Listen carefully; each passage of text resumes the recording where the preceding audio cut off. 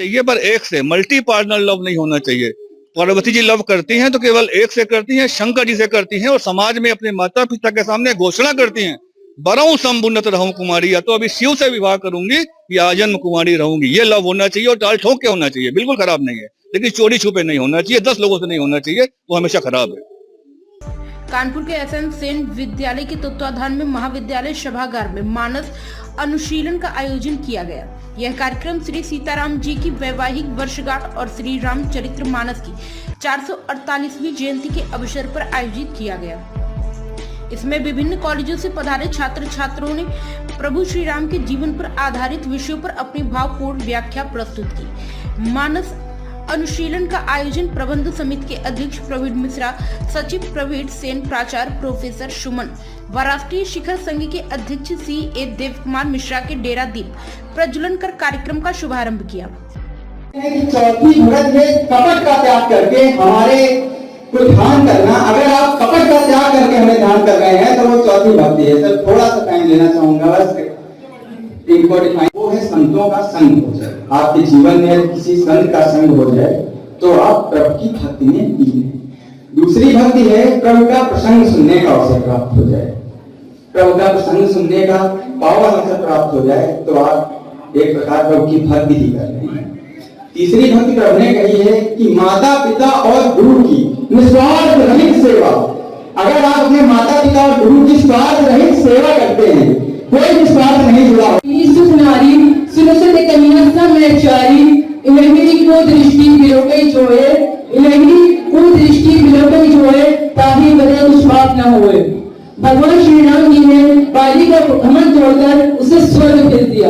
सवाल पूर्ण नहीं होता, पति सर्वस्व होता है और पत्नी उसकी सहचारी। अब उसके पति यानी कि बाली की मूर्ति हो चुकी है, वो अपने भविष्य को लेकर भगवान श्री राम जी से सीधा सवाल करती है। कार्यक्रम के दौरान नवधा भक्ति, शाबरी प्रतीक्षा, ओरा, तारा राम का संवाद और नारद मोह सहित कई विषयों पर भावनात्मक व्याख्या प्रस्तुत की। वहीं मानस अनुशीलन के आयोजक योगेश श्रीवास्तव ने बताया कि आज के युवा वर्ग को भगवान श्री राम के जीवन चरित्र से प्रेरणा लेकर एक प्रेम संबंधी विचारधारा को आत्मसात करना चाहिए। युवा पीढ़ी जो अपने पथ पर नहीं चल रही और अपनी संस्कृति को भूलकर पश्चात संस्कृति की ओर बढ़ रहे हैं, उसको अपने धार्मिक ग्रंथों से अपने जीवन राममय बनने की ओर अग्रसर रहना चाहिए। प्रतियोगिता में उपस्थित शहर के गणमान्य नागरिक गोपाल गोस्वामी ने बताया कि रामचरित्र मानस की प्रासंगिकता सार्वभौमिक है। प्रभु श्री राम प्रत्येक जनमानस में व्यस्त हैं। किसी भी अनैतिक कार्य के लिए अपने आराध्य के नाम उपयोग सर्वदा वर्जित है। प्राइम संदेश न्यूज से संवाददाता सावेज आलम की report. Armita Singh. Sir message यही देना चाहते हैं कि युवा पीढ़ी है जिसका झुकाव नहीं है इस ओर। हम लोग बस यही चाहते हैं कि हम लोग विजेता हुए हैं और उसके बाद एक यात्रा शुरू होती है राम से रामत्व की। हम लोग जानना चाहते हैं आखिर रामचरितमानस क्या है, राम जी का व्यक्तित्व आखिर इतना विशाल क्यों है, उसके बारे में जानना, उसको समझना और एक आदर्श चरित्र प्रस्तुत करना चाहते हैं इसके माध्यम से। बस यही हमारा इसका उद्देश्य है।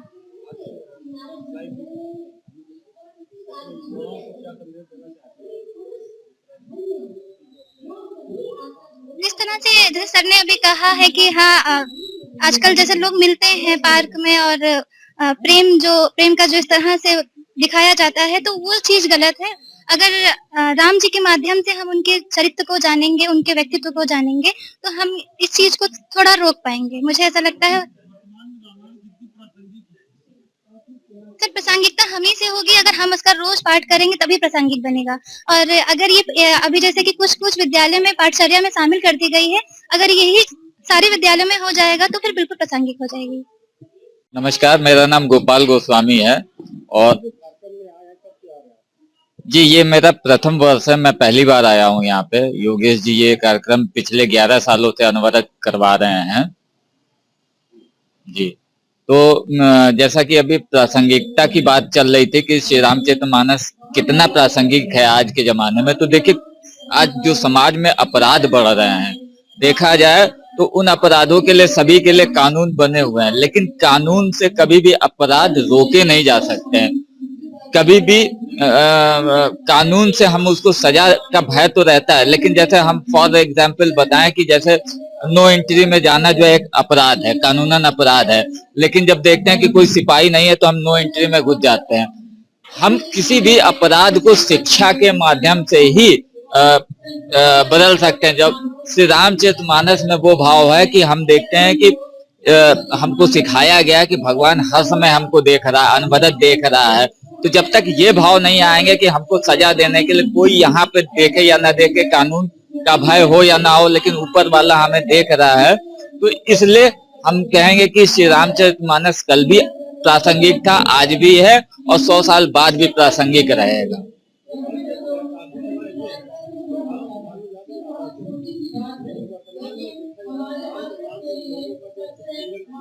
जी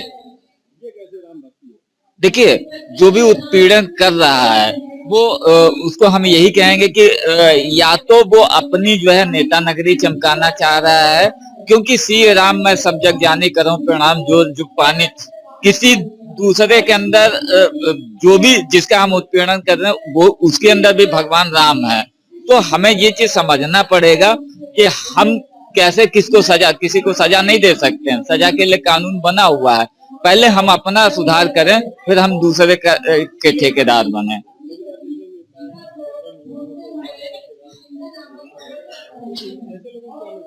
नहीं, सनातन धर्म में तो जो भी भगवान राम का भक्त होगा वो ऐसा करेगा ही नहीं। जो ऐसा कर रहा है वो राम का भक्त है ही नहीं।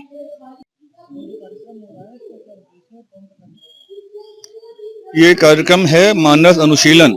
जब पहली बार हम लोगों ने 2014 में इसको किया था, तब भगवान सीताराम के विवाह की वैवाहिक वर्षगांठ पर करने की सोच रहे थे, लेकिन तभी हमें एक और अनुभव मिला, एक और चीज हमारे संज्ञान में आई कि इसी दिन संवत 1633 में मार्गशीर्ष शुक्ल पक्ष पंचमी के दिन गोस्वामी तुलसीदास जी ने श्री रामचरितमानस का लेखन 2 वर्ष 7 महीने 26 दिन बाद समाप्त किया था। तो 2 अवसर मिले, भगवान की मैरिज एनिवर्सरी और अपने श्री रामचरितमानस जी की बर्थ हैप्पी बर्थडे। इन दोनों को मिलाकर ये कार्यक्रम आयोजित होता है। जी इसमें मुख्य कार्यक्रम यही है कि विभिन्न महाविद्यालयों के छात्र छात्राएं बालकांड से उत्तल कांड तक के चुनिंदा अंशों पर अपनी व्याख्याएं प्रस्तुत करते हैं, और जो छात्र प्रथम आता है उसे रुपए 5001 या 5100 का हम लोग नगद पुरस्कार देते हैं, सर्टिफिकेट देते हैं। ये भी हमारे एक विजेता हैं, ये भी एक पूर्व के विजेता हैं, ये पूर्व के विजेता हैं, ये सब हमारे विजेता बच्चे खड़े हैं यहाँ पे। जी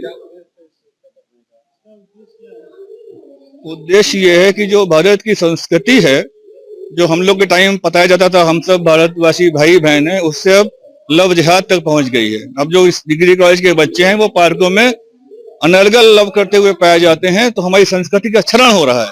उस संस्कृति को कोई रोक सकता है तो सिर्फ रामचरितमानस का अध्ययन तो उस संस्कृति में वापस लौटा सकती है, इसलिए कर रहे हैं।